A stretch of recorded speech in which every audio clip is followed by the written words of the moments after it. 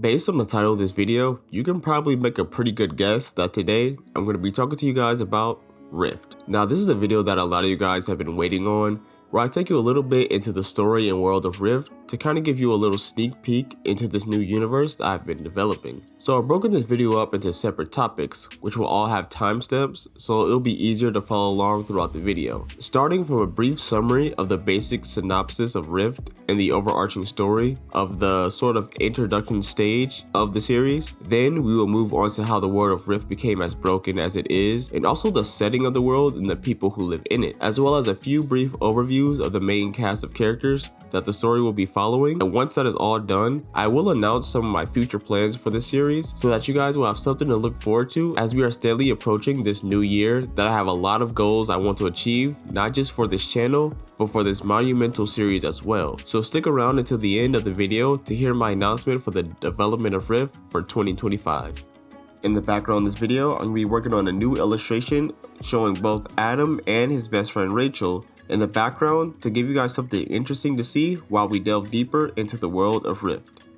Hey guys, before we get into the video, I just want to announce that I've started up my own Patreon page. I've been on the fence about when I should launch this, but I realized that I have a lot of ideas and projects that I would love to bring to you all, and I know there are some that you guys are interested in seeing, but the reality is that making animation isn't cheap. And if I'm going to be able to continue to work hard on these projects full time, then I'm going to need you guys' help and support to do just that. So if you would like to support me and the projects that I'm working on, then consider subscribing to my Patreon page, where you will get benefits such as access to the private indie Discord server, early access to future videos, and even the opportunity to vote on videos you would like to see in the future. I will also be providing free, high-quality 4K original wallpaper art for your desktops like the ones you see here. So if you're interested in any of that, then go check out the Patreon page, and thank you to anyone who is able to support the financial side of this channel, and to all of you who already support by following this channel and watching these videos. Now let's get back to it.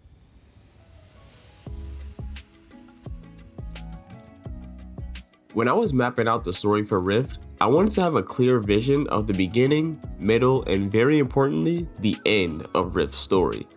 Because if you take a look at a lot of superhero TV shows in Western media, as opposed to stories in manga and anime, more often than not, the writers for those shows don't really have an end goal prepared for the series from the start. So they just keep going on and on with the story, getting more convoluted, bloated, and less impactful over time, because there was never a clear vision for the character's story. I wanted to make sure that I avoided that mistake and that Rift's stories didn't overstay its welcome and concluded in hopefully a satisfying way. That's why I plotted out each major arc I want Rift to go through, and hopefully his story will be received well enough that I will have the opportunity to tell his story in its entirety. Now, the brief summary or synopsis of the overarching story of Rift is that the series of Rift follows the story of Adam Walker alongside his family, his friends, as well as his enemies. As Adam tries to navigate a broken world that has now become foreign to him, overrun with the outbreak of superhuman beings, also known as deviants, as well as dangerous gangs, each vying for absolute control over the city of Nexus. After a science experiment presentation gone horribly wrong, which would eventually become known as the fracturing, Adam was thrust into a new dimension where he had to survive for 9 years before he was returned home. However, Adam returns to a world he no longer recognizes and has to assimilate into a society that is now run by hostile superhuman beings, vicious gangs, private militarized forces, and secretive corporations. But Adam has a secret of his own.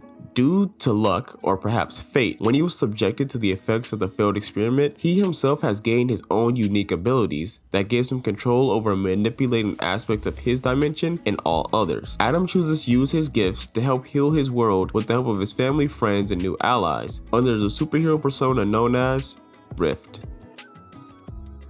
One of the major events in the story, and is kind of the catalyst for everything that unfolds later on, is the day that Adam disappears, when the science experiment went horribly wrong, which would eventually become known as the fracturing. When the experiment went out of control due to unknown reasons, it began ripping holes between space and time, and that anomaly caused energy and radiation to infest the entire city, causing mutations inside many people all the way down to their genetic makeup, causing them to develop these superhuman abilities. But not everyone was that fortunate. For some, the radiation was so powerful that it caused horrific mutations to their bodies essentially turning them into monsters, and others simply died from the overwhelming amount of energy. While some people were spared such a fate, the city would never be the same, because from that day forward, the city was forever broken and divided, thrown into complete chaos.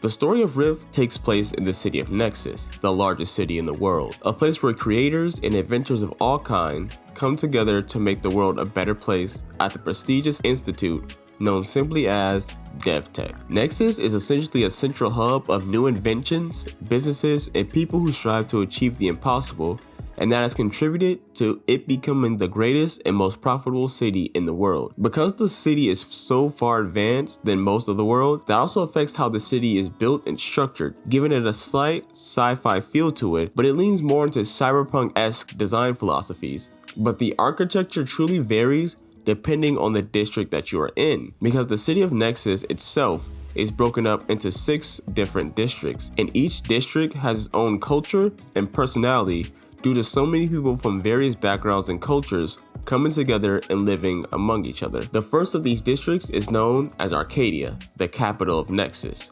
This is where DevTech and all the other major corporations such as Artemis Industries are located. Then there's Eden Hill, where the wealthy and famous live high up on the hill overlooking the rest of the city. Next is Cloud Haven, which is essentially a cultural hub where people from all over the world come together to express their culture and customs through food, clothing, music, whatever it may be, and have others experience it for themselves that may have never gotten a chance to do so otherwise. It's a very attractive tourist spot for those looking for the whole world in one place. Next, there's Star Plaza, which is the entertainment district. This is where you go to experience live shows, music, and talent, where stars are born and dreams come true. The most peaceful district next to Eden Hill, and the one where many people just go to relax to get from the hustle and bustle of the big city, is Liberty Point, a home for your average citizen who loves the energy around Nexus, but aren't looking to make names for themselves or become world-renowned inventors, but enjoy a peaceful life in an amazing city. Finally, there is Platinum End,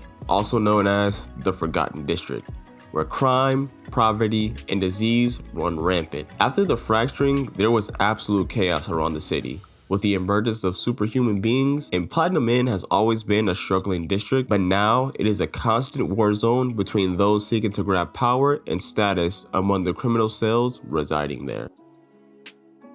Now, Platinum End isn't the only district with crime. After the fracturing and for years, there was no way to stop the deviants from rampaging throughout the city. And during that time, there were 5 major gangs that formed out of the chaos. First, there were the Cyber Demons, whose territory is all of Cloud Haven. They specialize in tech-based crimes and weapons, sowing the seeds of anarchy around the entire city. Next is the Crimson Cross, who preside over Liberty Point, which is perhaps the least violent of the gangs next to the Ember Roses. The Crimson Cross strive to build their homes and look out for one another as well as their community by any means necessary, and sometimes that leads to violence and even death of anyone who threatens that mission. Then there are the Ember Roses, an all-female gang that stay in Star Plaza, and they used to belong to the Crimson Cross. Their goal is to protect the workers of their district from any harm or disrespect from those sick, twisted individuals who thrive off the manipulation and shattered dreams of those they view simply as tools for their own enjoyment, and the Roses are willing to take the lives of anyone who doesn't abide by their rules. Next are the Outcasts,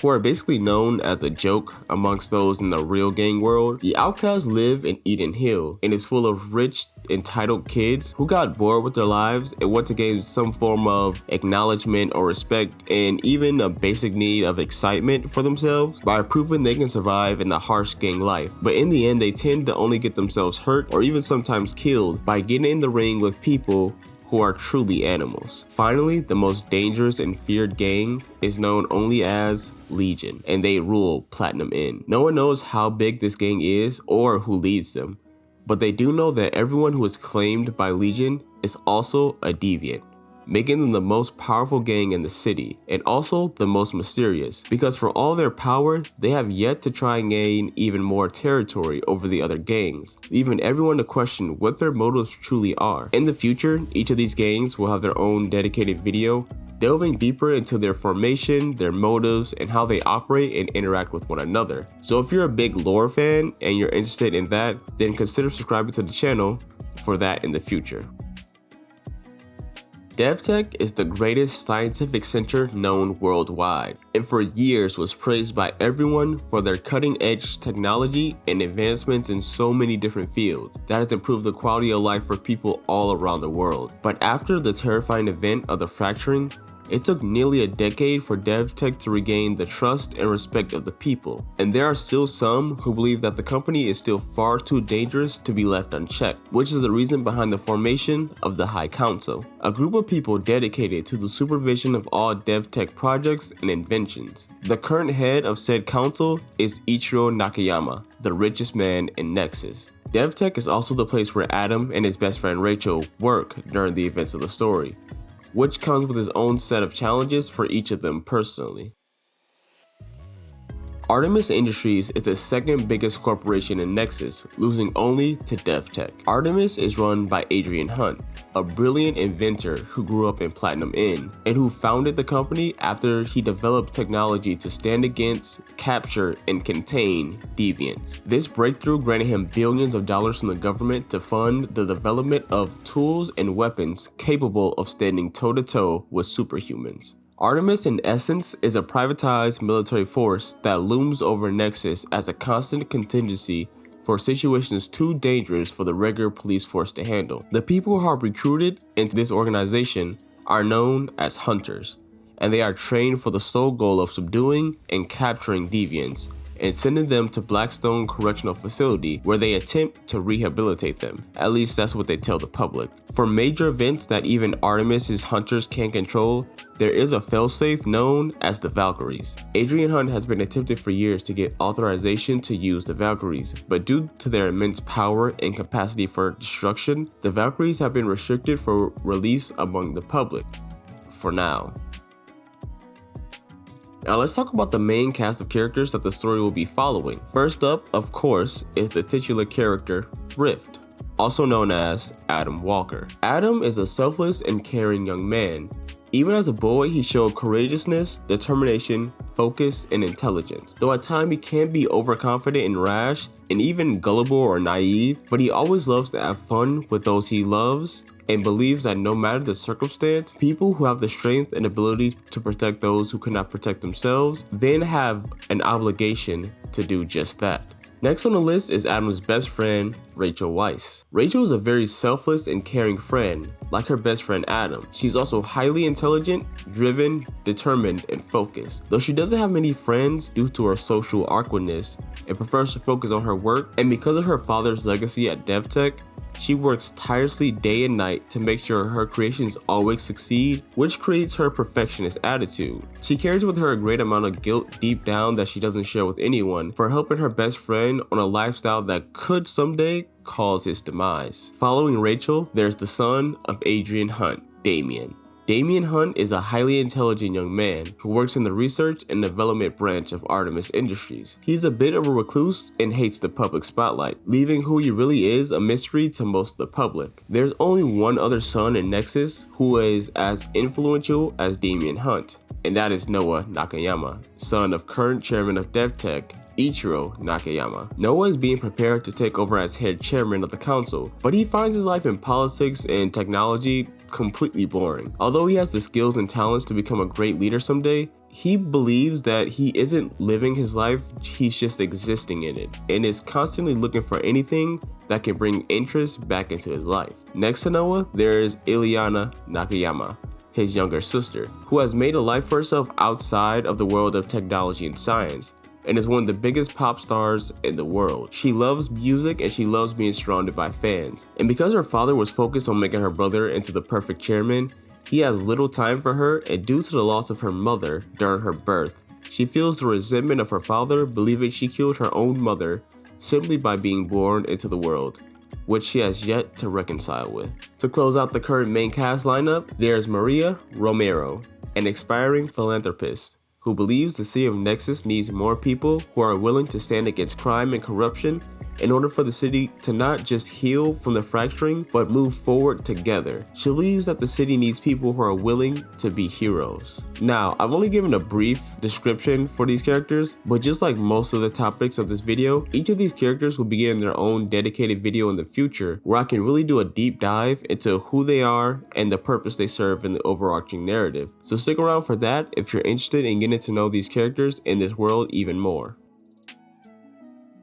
So there it is, a glimpse into the world of Rift. Now, if this video has captured your interest and you want to see this world truly come alive, then this news should make you excited. Starting January of 2025, I will begin production of the animation test for Rift. And if you aren't aware of what I mean by that, I will essentially be making a proof of concept or early stage animation that will showcase the look, tone, and feel of Rift when it reaches the final stage, which is full series animation. To give an example, just look at the animation test for the Arcane series and how that laid the foundation for what Arcane eventually became. I already have the plan for how I want this isolated story to play out, so now all that is left is the pre-production prep and then the step into actual production. Now, while I am in development for this animation test, I will be documenting the entire process so you guys can be aware of and follow along with the process of bringing this series to life. I hope you all are as excited as I am for this next year, and if you made it all the way to the end of this video, I truly thank you because I know there was a lot packed in here, but I hope that it was engaging for you all and you guys are looking forward to Rift's story even more. Thanks for watching and thanks for the support, and I will see you all in the next one.